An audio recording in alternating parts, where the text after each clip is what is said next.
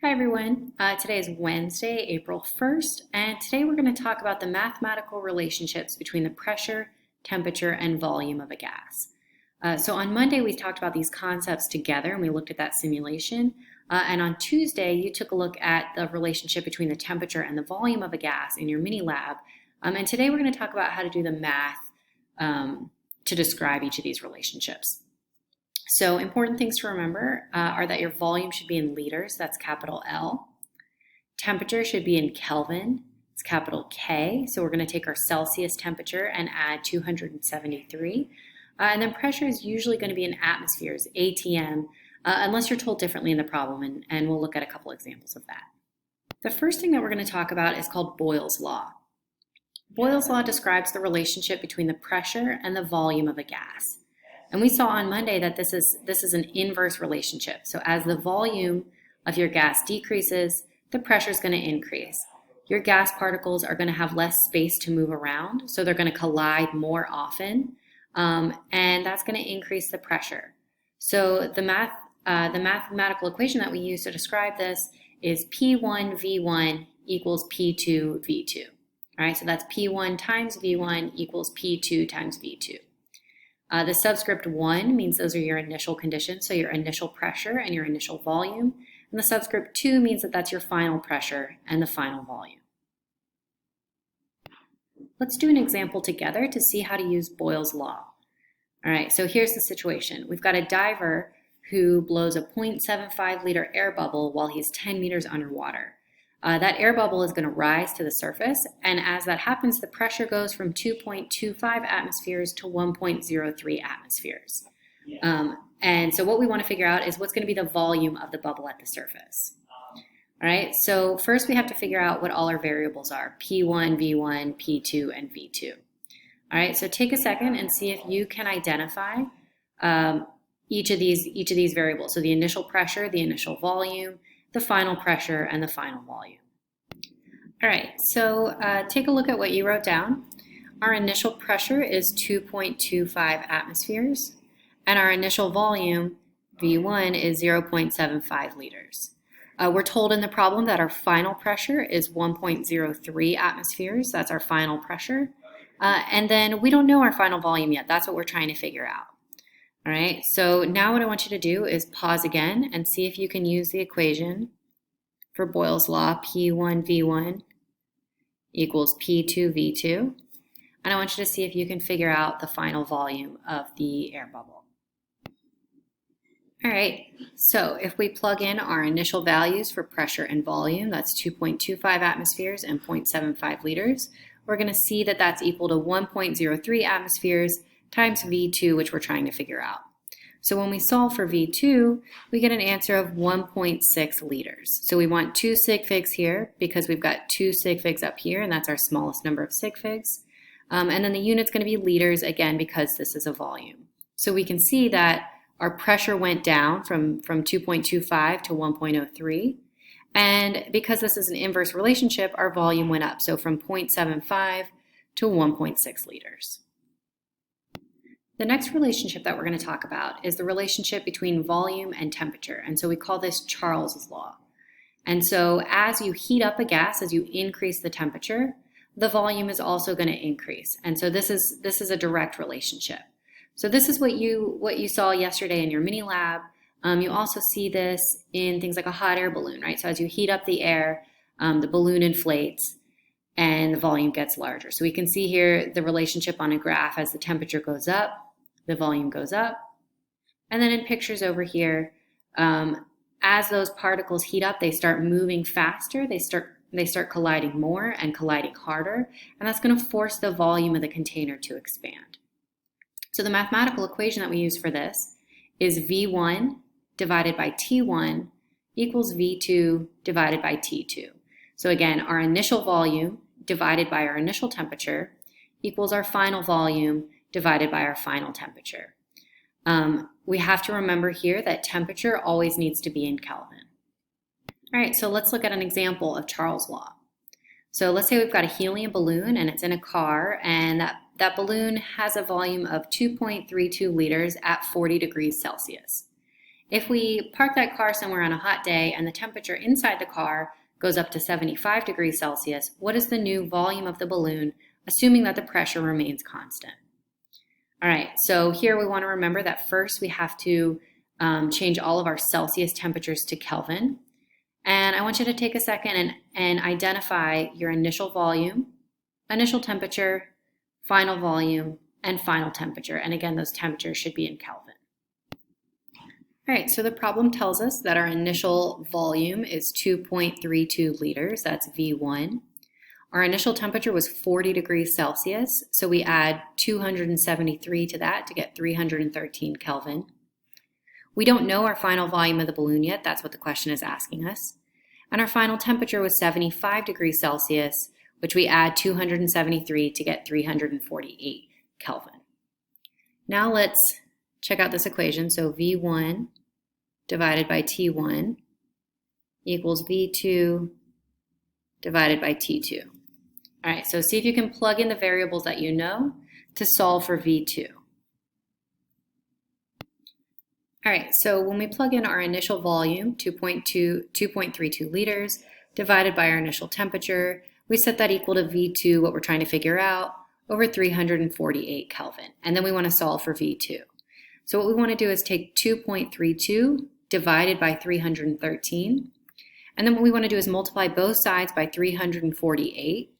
And when we do that, we get 2.58 liters equals V2. All right, so each of our numbers has 3 sig figs. So we want our answer to have 3 sig figs. And then this is a volume, so our unit is going to be liters. To describe the relationship between pressure and temperature, we use what's called Gay-Lussac's law.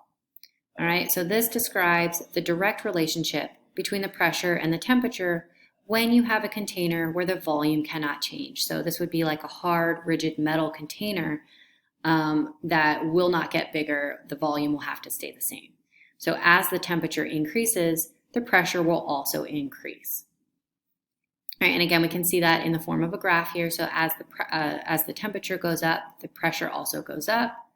And we can see here, right, that as we add heat to our molecules, they're going to start moving faster. So they're going to hit more often and with more force, causing the pressure inside the container to increase.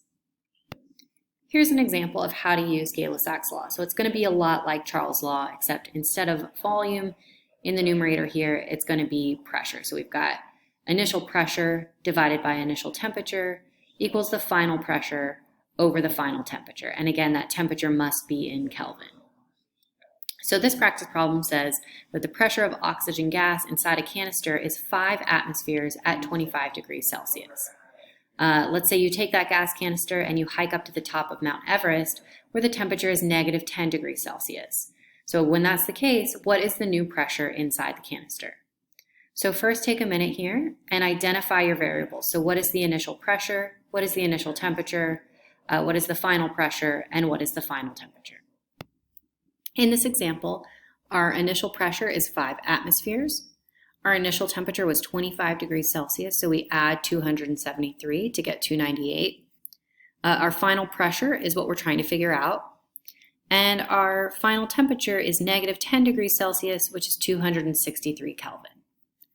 So let's look at Gay-Lussac's law here.